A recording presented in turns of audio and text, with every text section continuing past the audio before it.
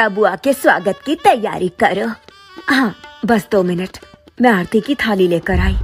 कहते हुए कीर्ति की सास आरती की थाली का दिया जलाकर जैसे ही आगे बढ़ी, दिया बुझ गया। ये कैसा अपशगुन है?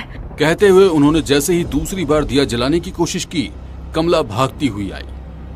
अनर्थ हो गया बहुरानी, कैलाश को सांप ने डस लिया, उसके प्राण ना बचे। ये सुनते ही उनके हाथों से पूजा की थाली गिर गई और वो बेहोश हो गई। जब उन्हें होश आया तब तक रात गहरा चुकी थी। जहां कुछ देर पहले ढोल नगाड़े शहनाइयां बज रही थी, वहां मातम पसरा हुआ था। दुल्हन ने नए घर में एक बार भी श्रृंगार नहीं किया था और उसके श्रृंगार उतरने की नौबत आ चुकी थी। उस करमजली के तो भाग ही फूटे हैं, मेरे बेटे को खा गई। जरूरत नहीं है इसकी मेरे घर में, निकल जा। अरे उस बच्ची पे तो रहम खाओ काकी, कौन है उसका इस दुनिया में? कहाँ जाएगी बेचारी? उसके तो माँ बाप भी नहीं है। मेरी ही मती मारी गई थी जो अनाथ को अपने घर में लक्ष्मी बना के ले आई। मुझे सोचना चाहिए था, जो पैदा होते ही अपने माँ बाप को खा गई, वो मेरे बेटे के लिए कैसे शुभ हो सकती है। अब 1 मिनट भी इस घर में नहीं रहेगी। पहले इसे विदा करूंगी, उसके बाद मेरे बेटे को आखिरी विदा दूंगी। कहते हुए उन्होंने नई नवेली दुल्हन कीर्ति को घर से निकाल दिया। कीर्ति दरवाजे पर ही बैठी रही और सास से दया की भीख मांग रही थी, मगर उसे जरा भी दया नहीं आई। सुबह अपने पति के साथ शमशान पहुंच गई। अरे ये क्या, ये औरत का यहाँ क्या काम? इसे निकालो यहाँ से। मुझे यहाँ से तो मत निकालिए, जिसके साथ फेरे लिए उसके साथ ही विदा कर दीजिए।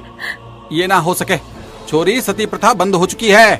तो आप ही बता दो, मैं कहाँ जाऊँ? लोगों के पास उसके सवाल का कोई जवाब नहीं था। वो वहीं पर शमशान के बाहर झोपड़ी बनाकर रहने लगी। भूख लगती तो गांव वालों से कुछ भोजन मांग कर ले जाती और अपना गुजारा करती, मगर गांव वालों की नजरों में वो किसी डायन से कम नहीं थी। विधवा होकर भी उसके वस्त्र अभी भी सुहागन की तरह ही थे। लोग उसकी छाया से भी दूर रहते। लोगों की दुत्कार से दुखी हो उसने वहीं शमशान में पीपल के पेड़ से लटककर खुदकुशी कर ली। लोगों ने जब उसे देखा तो कोई भी उसके अंतिम संस्कार के लिए नहीं आया। अरे बताओ, इसकी लाश का क्या करना है? अरे करना क्या है, उसके कर्म ही ऐसे थे। चील कौवे का भोजन बन जाने दो उसे। कई दिनों तक उसकी लाश शमशान में ऐसे ही लटकी रही। रात को आने जाने वाले उसके सुहाग के जोड़े की चुन्नी लहराकर कई बार डरा दी।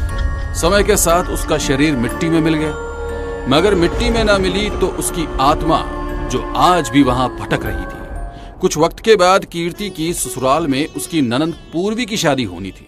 सभी लोग उसकी शादी की तैयारियों में व्यस्त थे। कीर्ति की सास भी कोई कसर नहीं छोड़ना चाहती थी।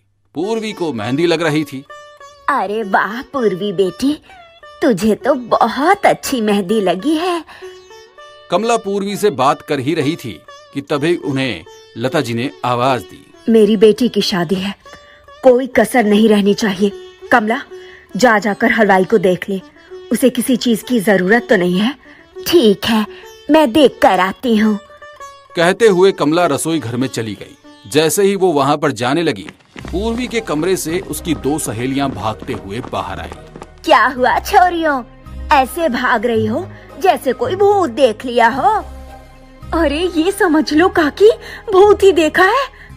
कहना क्या चाहती हो? अभी कुछ देर पहले मेहंदी वाली पूर्वी को मेहंदी लगा कर गई थी और उनकी मेहंदी अब खून की तरह टपक रही है। छोरियों, गलती से तुम लोगों ने पानी फेर दिया होगा, जो मेहंदी के साथ मिलकर टपक रहा होगा। कहते हुए कमला पूर्वी के कमरे में गई तो पूर्वी पलंग पर बेहोश पड़ी हुई थी और उसके हाथों में मेहंदी की कोई डिजाइन ही नहीं थी। पूरा हाथ साफ, अलबत्ता जमीन पर कुछ खून की बूंदें जरूर पड़ी थी।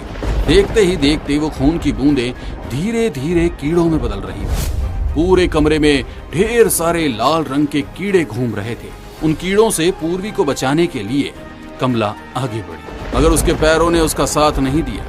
वो लड़खड़ाकर जमीन पर गिर गई। वो कीड़े धीरे धीरे पूर्वी पर चढ़ने लगे। ये सब क्या है?